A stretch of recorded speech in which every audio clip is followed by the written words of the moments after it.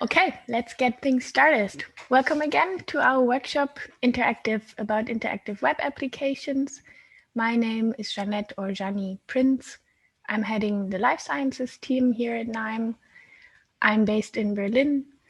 And as we all often work with life sciences data, we will also use life sciences data for that, for the workshop today.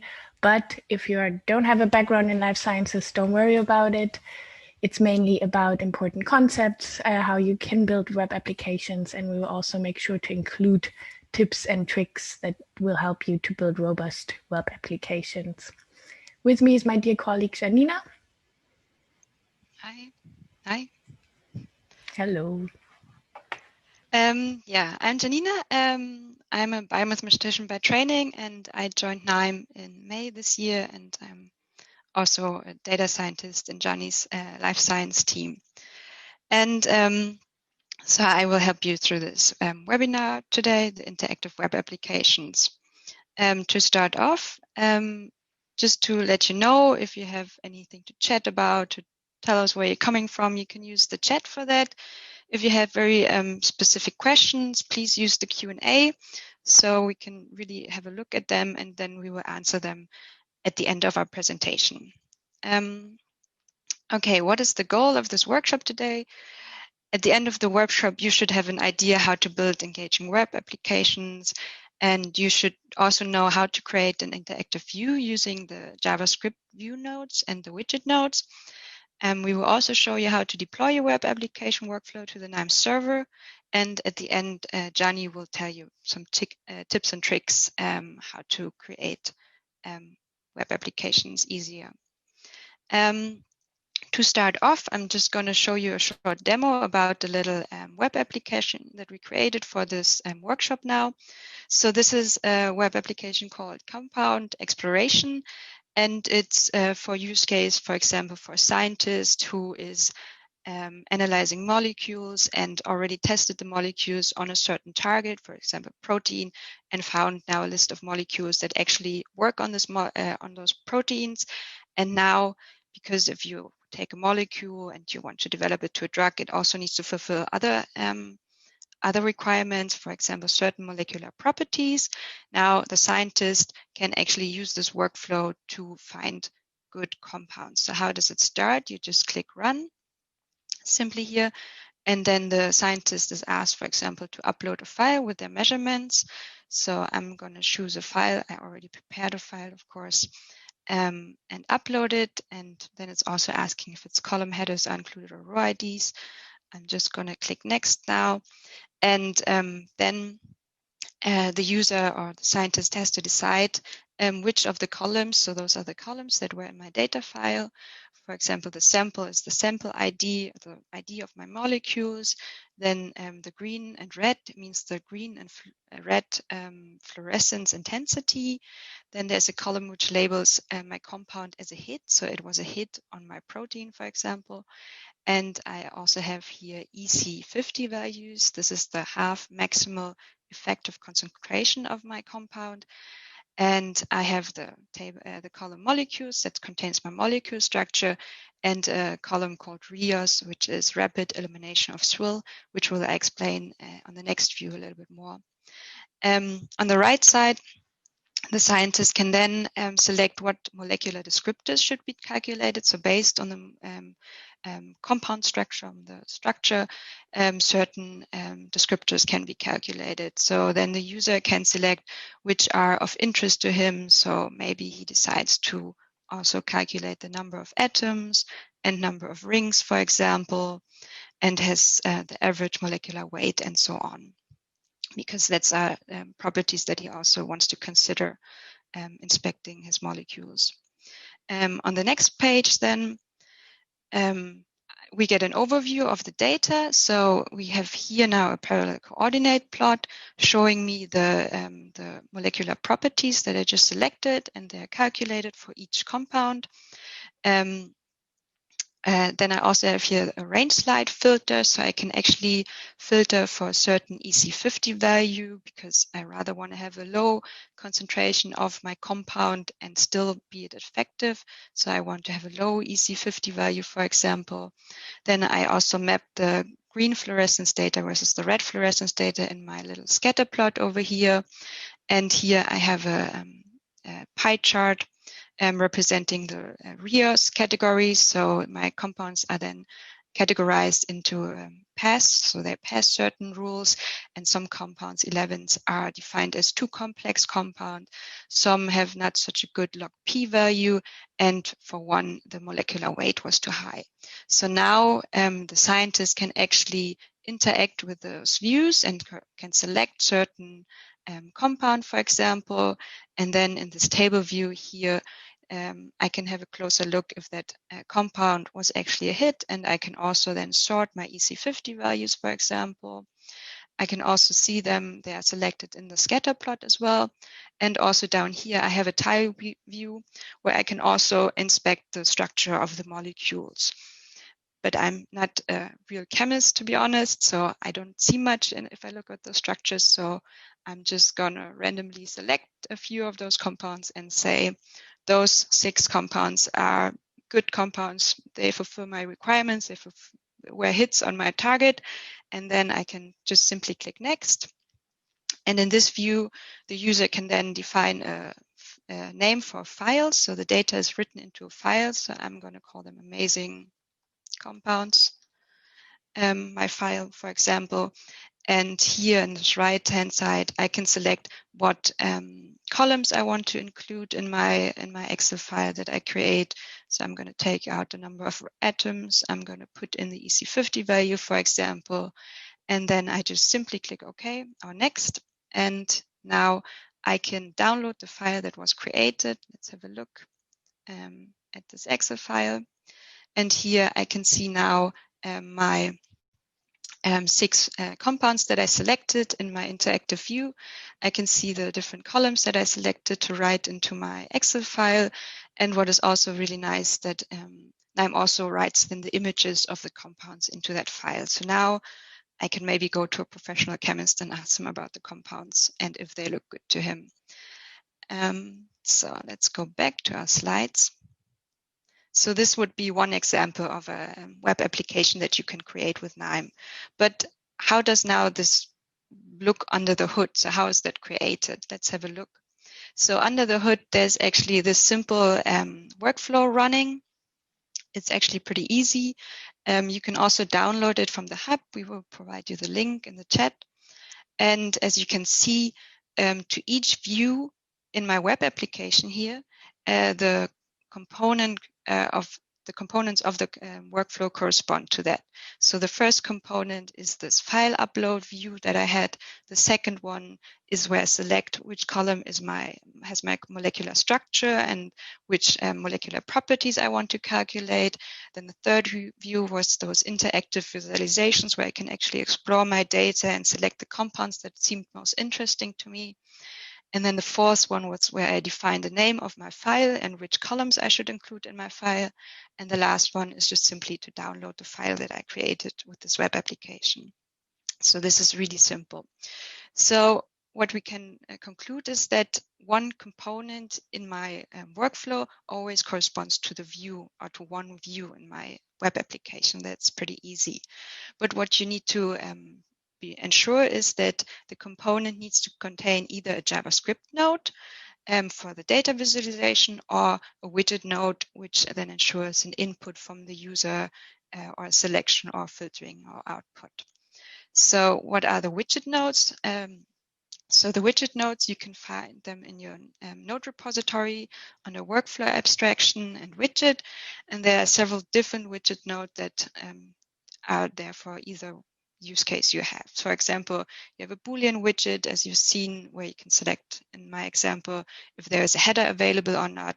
There's also a datetime widget where you can select where the user can input a certain date or time. And then this file upload widget, which you also saw in my example. And for example, here you also have the selection widget. In my little workflow, I had the multi-selection widget where the user can select which molecular properties to calculate or not. Or you can also use one of the filter widgets. So this range slide filter you saw in my interactive view where I could filter for the EC50 values. or you can just use an output widget, for example, the file download widget, where the user can then download the file that was created in the little example I showed you. What you need to be aware of that we have widget nodes and we have configuration nodes. So widget nodes are the nodes that you should use when you create a web application. So those are the nodes that are used in the web portal, and the configuration nodes are actually corresponding to the widget nodes, but the configuration nodes are really for the configuration dialog of your component. Additionally, the widget node also provides, the widget nodes provide basic validation of the input. Regarding the JavaScript nodes, we have a quite large selection of very easy to use visualization nodes. So as you've seen, they're web-based and they're interactive. And what's also really nice, they're really dedicated nodes and you don't need to create them yourself or script in any way. So as you already seen in my example, we have the parallel coordinate plot and the scatter plot, but we also have the sunburst chart, box plots, line plots, or heat maps. So whatever is your use case, you will probably find some sort of visualization to visualize your data. What is also nice about the JavaScript views, as you've seen in the example, they allow interactivity. So for example, in scatterplot, you can just simply select certain data points in your scatter plots, and those selections are then propagated to following nodes. So this is really nice if you need some data expert to look at the data and really explore the data and then select certain data points in your views. So this selection is really then kept and also propagated to the other views, as well as then propagated to the following nodes. You can also use those visualizations, of course, in the Knime analytic platform itself by simply then clicking apply selection, and then this is the selection, your selection is applied to your data. But what's even nicer and what's actually happening automatically, if you put two or more JavaScript views together in one component, if they also operate on the same data tables, on the same underlying data, then those two JavaScript views actually interact. So if I have the scatter plot and I select the data points in the scatter plot, as I also showed in the example, those data points are then also selected in my table view. And this is really nice to explore your data from different perspectives. But this selection is done automatically by default, but you can also deselect that or inactivate that, let's say it. So if you look at the configuration dialog, for example, of the parallel coordinate plot, you have the tab selection and filter, and there all those selections are by default enabled, but you can also disable the selection or disable the range selection and publish and subscribe to events. So what does publish and subscribe to selection and filter events mean? So if we have now this little example of the parallel coordinate plot and the bar chart and a range slide filter. So if the subscribe to selection and filter is enabled in the parallel coordinate configuration, then if I do a selection or filtering on the range slider or on the bar chart, this selection or filtering is also applied to my parallel coordinate plot.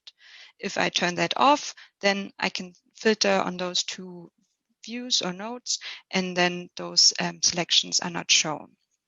The other way around is this publishing selection. So if I select something in my parallel coordinate plot, if I enable publish selection, then this selection is also propagated to the scatter plot or the bar chart and so on. So you can also, you can either use this interactivity by default, or you can turn it off if you don't want it or if you don't need it. What I also want to point out is the color manager. So I think it's always nice to color your data because humans are very visual, and you can use the color manager to color your values, your nominal values and your continuous values. And then you can sync the colors between views if you use the color model output port and the color appender node. So this is then really easy to create nice visual representation of your data. So now you learned how to create those views and what you need to have in your components. So they're actually web application views. But now the next step would be, how would you deploy the workflow to actually get to this web application? Now, most people think that this is the hardest part and really complicated. But the nice thing is that in Knime, it's actually really easy, and there's not much that you need to do because Knime does it automatically. So if you have created your workflow that contains your views for your web application, you simply go to Knime Explorer and right-click on your workflow, and then you can just simply click on Deploy to Server. Of course, you need to be connected to your Knime server. Then you select the destination on your server where you want to put your workflow. And one tip additionally, you should select reset workflows before upload, because if you have an executed workflow, then if you try to run that on the web portal, it will straight go to executed. But if that's why you need to reset your workflow before you upload it. Then the next thing that you need to do, and that's the easiest thing, you just start your web portal. So you can just right click on your workflow, your web portal workflow, your web application workflow, right click and click on open, and then select open in web portal. And then this opens a job of your workflow that is executed on the Knime server, and the views, the components, are shown in your browser, and that's actually it. However, if you don't want to always start your web application from the Knime Analytics platform, there's also this option to start your workflow directly in the browser via a link. So it's just your server address, knime/webportal/space, and then the link to your, or the path to your workflow. If you can't remember that link, that's fine as well. You can just right click here and say copy link to current page or copy link to workflow, and then you already have this link to your workflow. So this is really easy, and there's not much that you need to do. And I think now Jeany will show you a little bit in more detail about the web application I showed in the beginning, and share with you some tips and tricks. Jeany? Yes, thank you. So I guess you all see Knime, because I actually have the pleasure for the Knime time. So I will show you a little bit how Janina actually built that web application. So this is exactly the workflow that Janina just showed on the web portal. We also shared the link with you how you can find that workflow yourself. So you can just drag and drop it from the hub into your Knime workspace. You have everything available that we show here. And so you can also copy a little bit our tips and tricks and adjust it to your own data. So let's just start from left to right. What we see here in the beginning, in the first set, is a component which is called generic file upload. Those of you who joined yesterday's sessions also heard me talking briefly about the Knime verified components, and that is exactly one of them.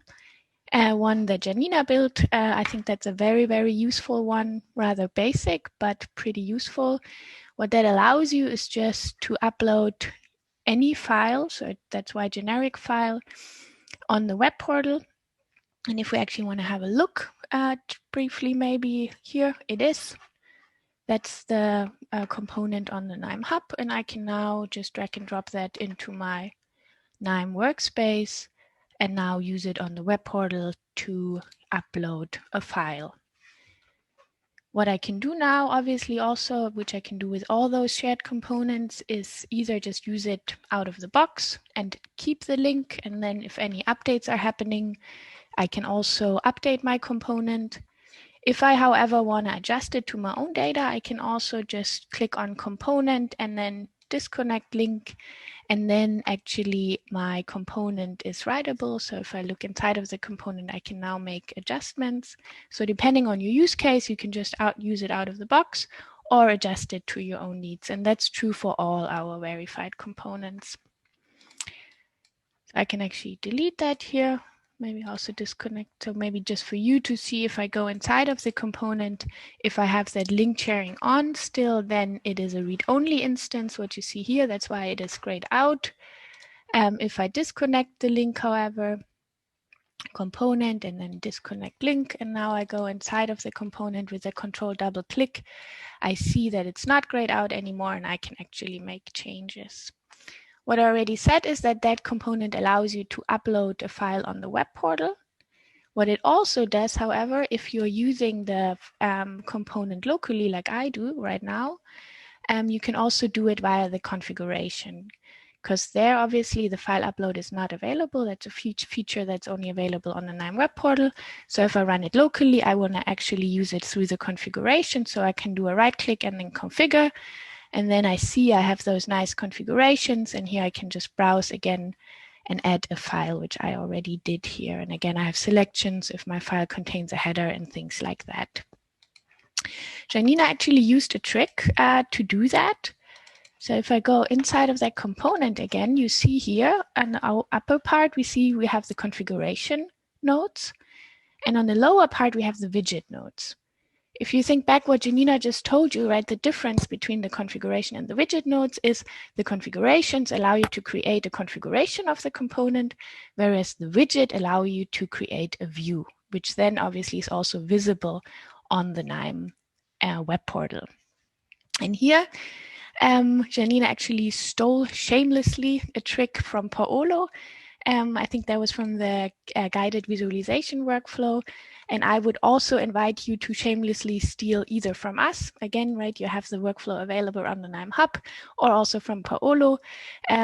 Similar concept, I'm saying that often that you at Knime, right, you don't have to reinvent the wheel. You don't have to start from scratch all the time. You can just copy what other people already did for you and actually add the functionality that you want to add and save yourself a lot of time. So if I look here into the trick that Janina copied from Paolo, is what that does here, it checks if the workflow is running locally or on the web portal. Because if it runs on the web portal, what we want to do is we want to invoke the widget. And if it's running locally on the Knime Analytics platform, we want to use the components. And how we did that is, if I just briefly look inside of that meta node, is I have the node extract system properties.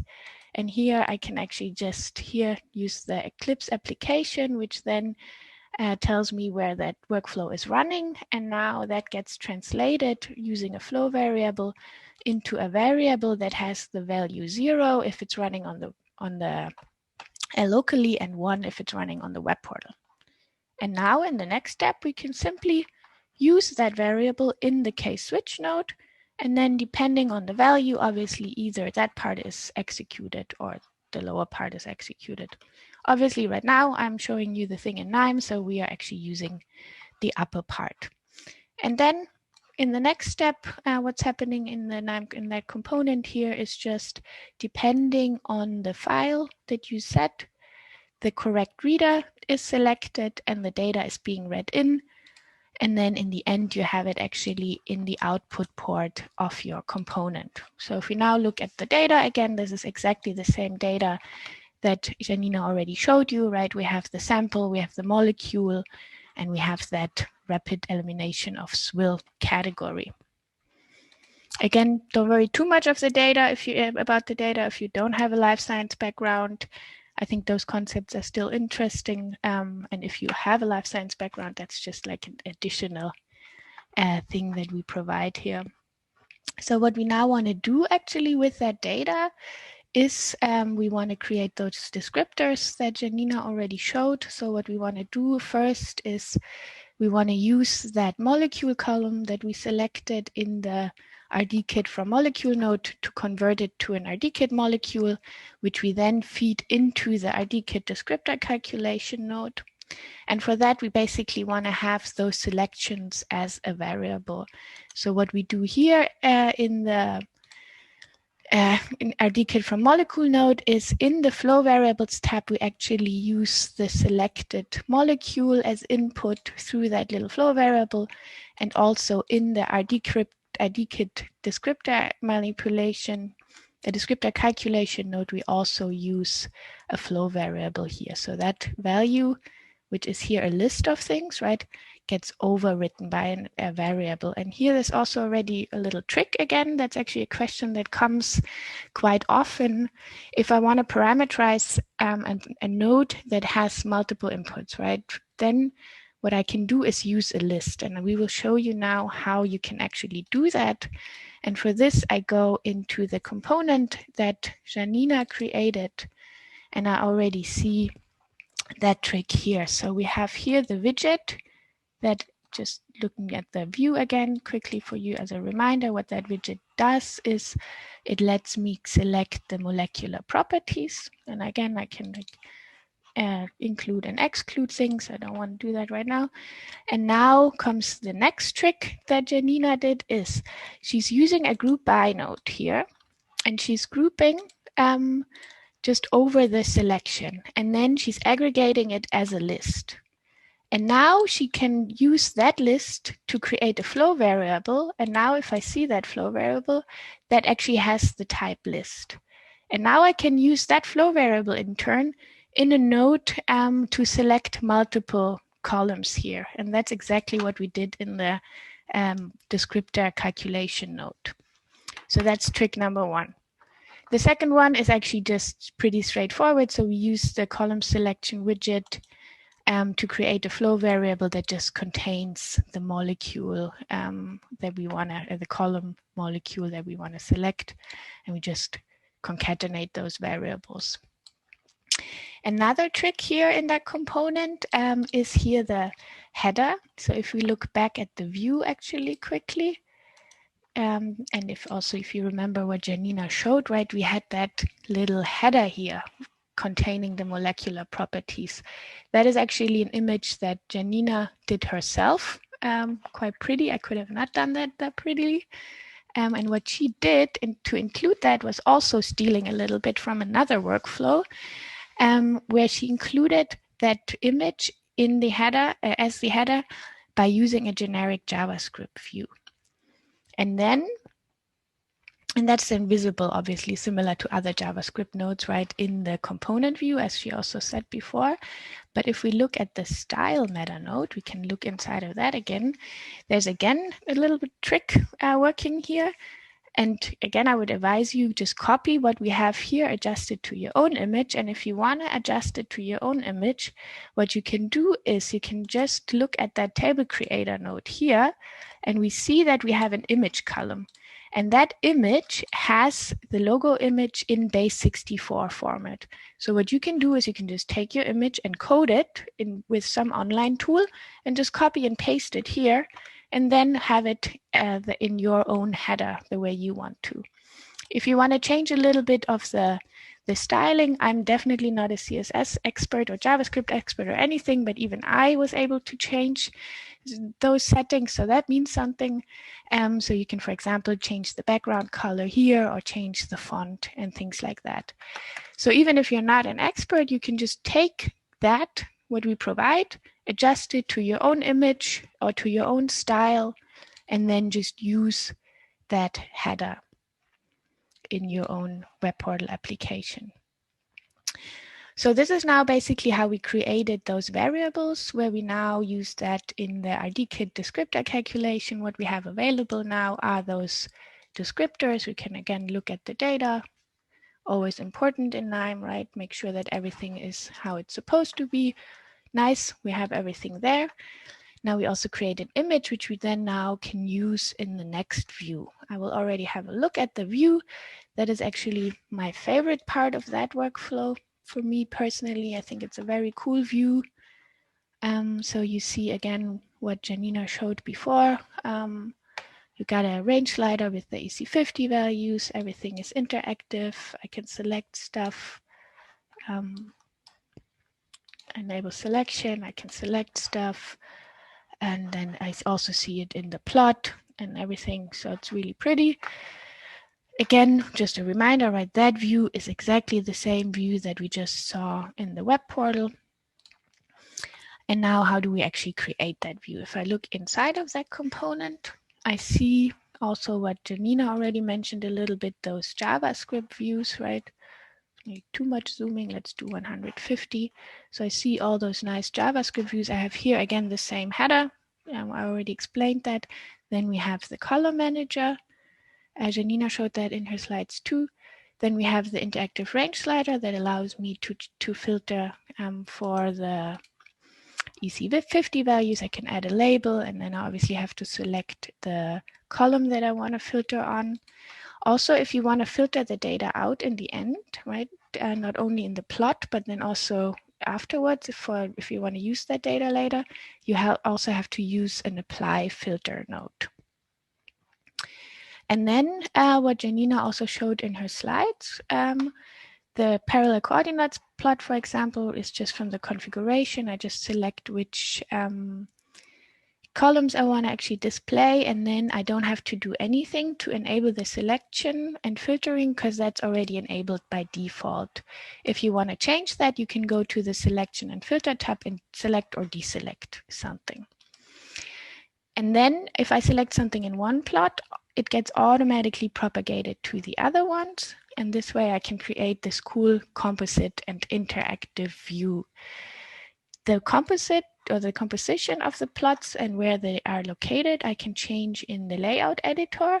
So the layout editor is actually here in the toolbar, and there you can then define the node usage and where you want to place those nodes, those views. You can also add a row, for example, and then move them around quite nicely. So I think that is very nice to do, and it's handy to do. It used to be more complicated in Knime, so I'm very happy that that functionality is here now. And now, if we actually want to use that selection, one thing which I think is important to state about those JavaScript views is if I look at my data again, I see I have always in those JavaScript views a column which is called selection. And what I can actually do is I can select something in the plot. Let's just quickly do that you can actually see that. So now I'm using the scatter plot to spice things up. And I have something here. I can select something again. Let's do a little bit more. And then I can say, okay, apply. And I want to do that temporary. That's good. And now that selection gets actually used. And now if I look at my data again and I can view my selection, I see I have again that little selected added column that every JavaScript view adds in the end. And what I can do now is I can use a row filter and actually filter those selected nodes out. So what I can do is I can filter for the column selected and then just say keep everything that has the value true if it's selected and discard everything that has the value false if it's not selected. And now I can click OK, execute, and what I see now is that I only have the values that are actually selected in my table. And now I can use that for further processing downstream, right? So that's cool. Maybe also a basic feature. What we now actually added here is another trick in that part. So here I talked already about the row filter. What I often see if I create a workflow, maybe sometimes people don't really know that they should select something, and then I don't want all the downstream nodes to have no data, right? So what I can do, or what we did here with that little trick, is that we create basically a default. So if no one selects something, or if nothing is selected, we actually want to use all the data. But if the user selects something, we only want to use the selected data. Obviously, that depends on your use case. You should think about if you use that trick, but we actually still want to show how to do that. And for this, what we are using is the try and catch nodes. Again, that's not a concept that we invented. Those of you who have a programming background know that concept. What it basically does is, if everything works properly, the upper branch is executed, and that and the data from the upper branch is taken. If there's an error in the upper branch, then the lower part gets used. And in this case, in our case, the lower part just contains all the data, independent if it's selected or not, and the upper part takes the data that is selected. So what we have here is again that row filter that checks if we made a selection or not. Now in the example I'm having here, we did not make a selection, so the row filter actually results in an empty table. That's also what that warning tells me here, that the node created an empty table. And what I can do now using that breakpoint node is I can make that node fail. So if I look at the configuration of that breakpoint node, I see that breakpoint is enabled, and then depending on a particular condition, that breakpoint fails if, for example, the table is empty. That's what we selected here. But you can also select if the breakpoint matches a particular value or something. And then another cool thing that I like in particular is that you can add a custom message. So you can actually be a little bit more informative what happens here in that breakpoint, right? So that concept is actually useful in many different conditions or circumstances. So if you want to have a particular use case where the breakpoint fails and then you want to tell the user what's happening, then you can here add a message. For example, in our case here, the breakpoint halted execution, no data is selected.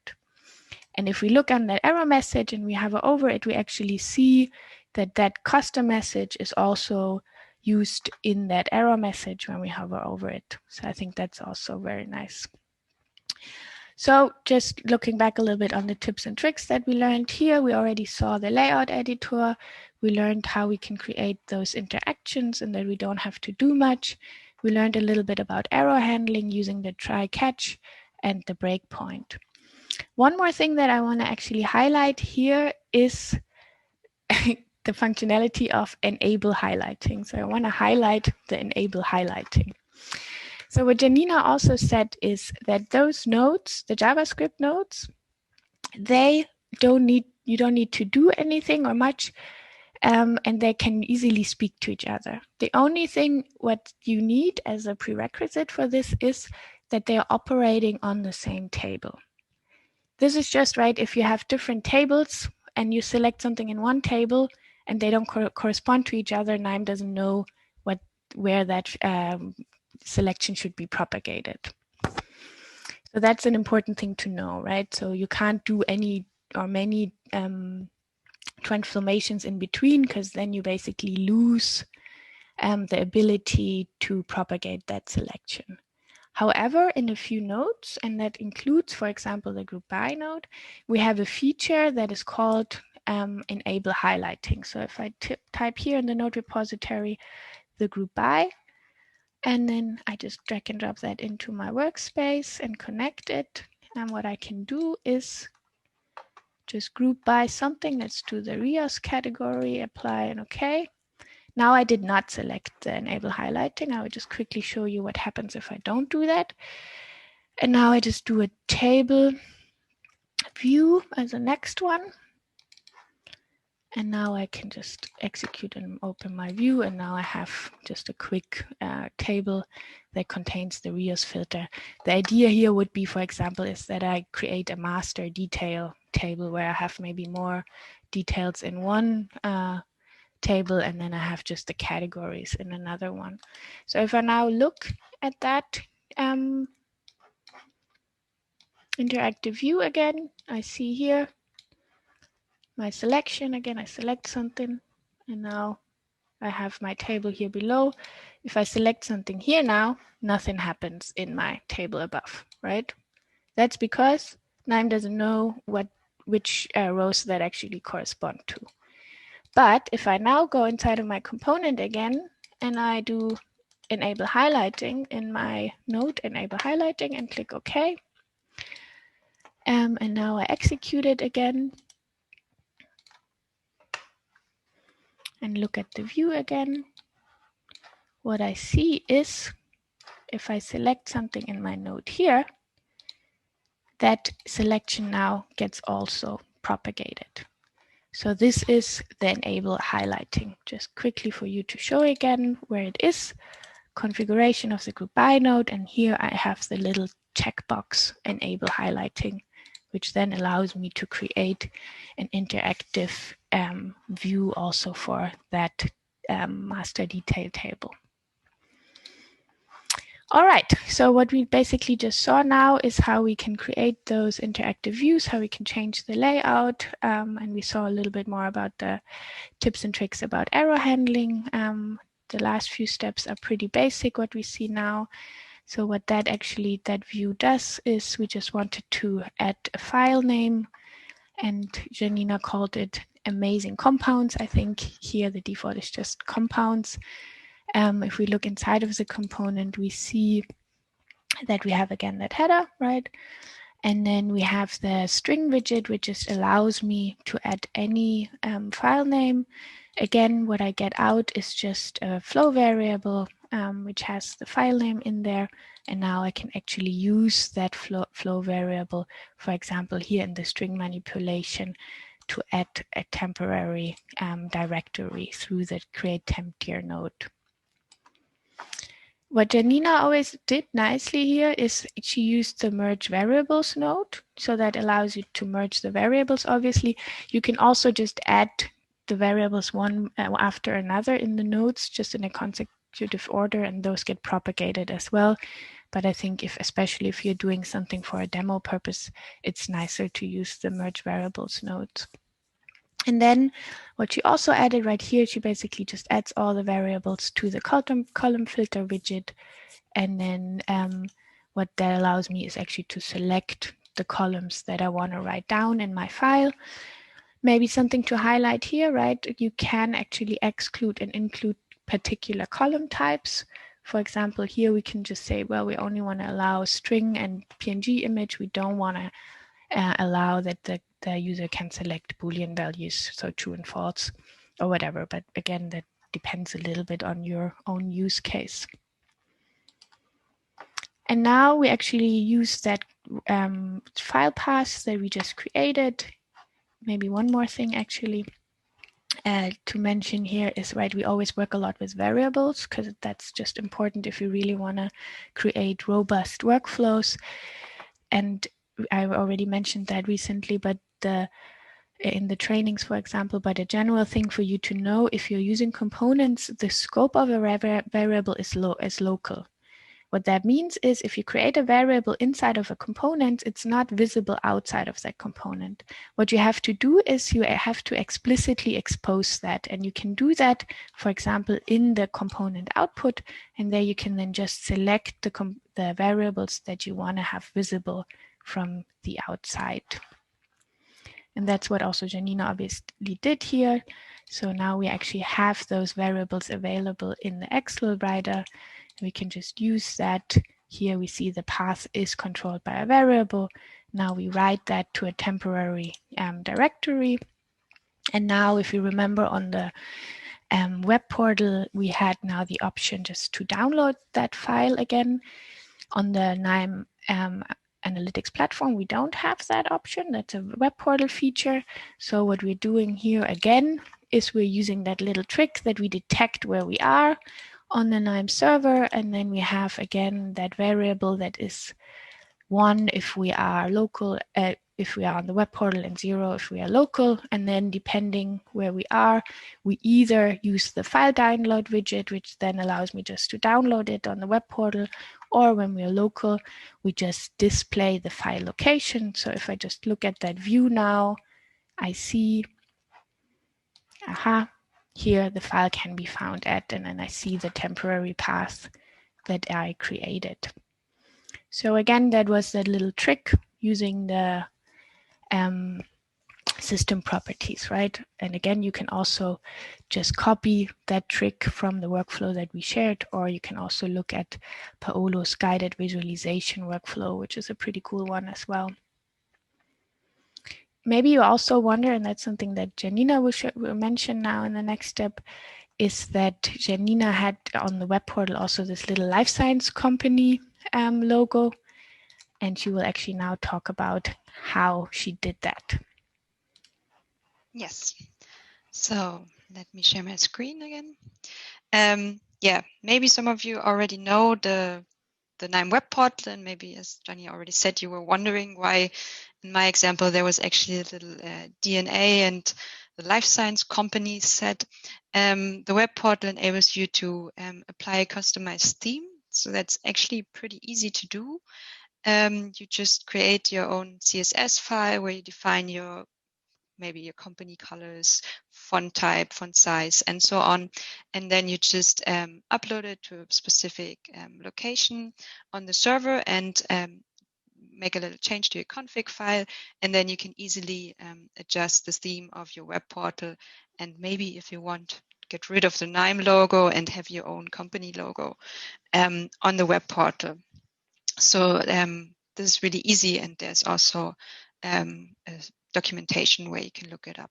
But of course, this is something that the Knime server admin has to do. This is not for every user to do.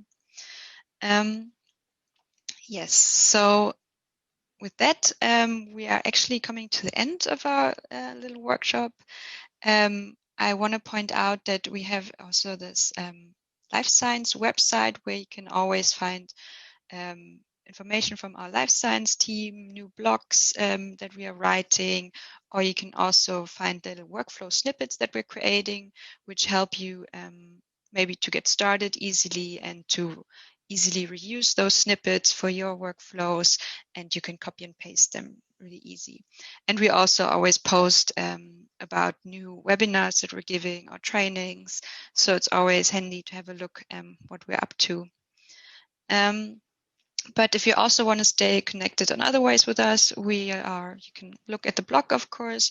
You can always post in the forum if you have questions or if you need help in any way. The community is usually really active, and there's always someone replying and trying to help you. And as Jeany already pointed out, the Knime Hub is actually a place where you can find most of the answers that you're probably looking for, because there are workflows of other people, components we are sharing or other people are sharing. And it's a really great source to find some tips and tricks and to also copy some stuff of other people, as I did. And you can also look at the Knime e-learning courses if you need some help, and you can just start learning Knime on your own pace. Of course, we are also on LinkedIn, Twitter, YouTube, and so on. You can follow us there as well. With that, I think we can start with the questions. Thank you, Janina.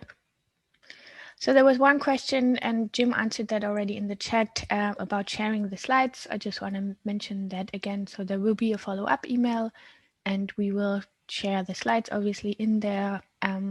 Also, Janina even added a few more slides about the content that was covered in the demo live. So you can even go back to that content and just pick out the highlights as well. Another thing that I think is worth mentioning also that came up in the chat is that in the December release that we will even have a tighter hub integration. So basically what you just saw me in the beginning doing using the browser version of the hub and then dragging and dropping it, or basically then making that browser window smaller and then dragging, dropping that into my Knime workspace. That little pain that I had to go through will go away. Tobias Schmidt also mentioned that yesterday in the What's Coming section. So that's, I think, something that I'm really looking forward to, that you can just from your Knime Analytics platform directly drag and drop stuff into your Knime workspace from the hub. So I think that is really cool. And then not that many questions, I think. Maybe I have one question for you, Janina. Oh no. Uh-oh. Go ahead now. You started in May with Knime, right? So you and all the workflow that we showed here, that was all your work, and I think that's a very cool workflow. What was the resource that helped you the most when you started using Knime? And yeah, well, I mean, in the beginning, I also did the trainings, which were helpful to also learn some tips and tricks and some things maybe hidden, some really cool stuff. But mainly, I was using the hub all the time. So there's so many workflows on the hub, and as I just stole some stuff from Paolo and from other people, and then I just put it together and added the things that I needed for my use case. And so that was really helpful. I learned a lot from the hub and looking at workflows there and exploring what's on there and finding some tips and tricks. So there are really smart people out there who have some really cool tricks how to create, for example, the header and so on. Yeah, I wasn't aware of that. That was really helpful. Perfect, definitely, yeah. And I'm using Knime for a long time, but I still the hub is a great resource to just see what other people are doing, and the community is really active. Yeah. Now I actually saw that there was another question coming in. Is there an interactive stacked bar view which is able to interact with other views? Do you want me to take this, or do you want to take it, Janina? You can take it. So the bar chart, you can actually also stack charts in the bar chart itself. So you can create a stacked bar chart, and there you can that views reacts to selection events. However, not yet to filter events, and that's something that's on our to-do list.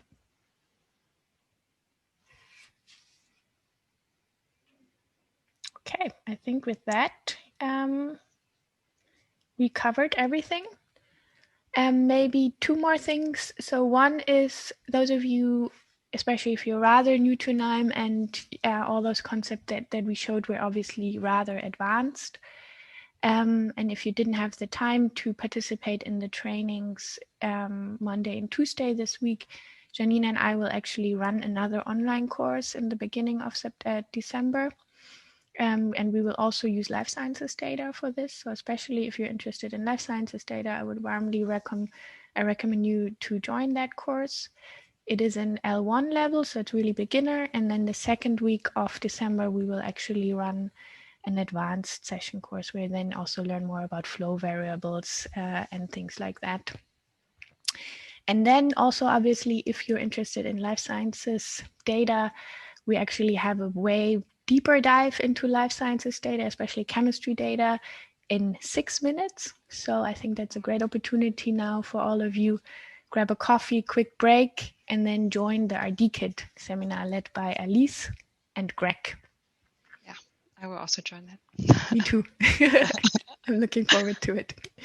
All right, and with this, thank you, Janina. Yeah, Thanks everyone for joining. And see you soon.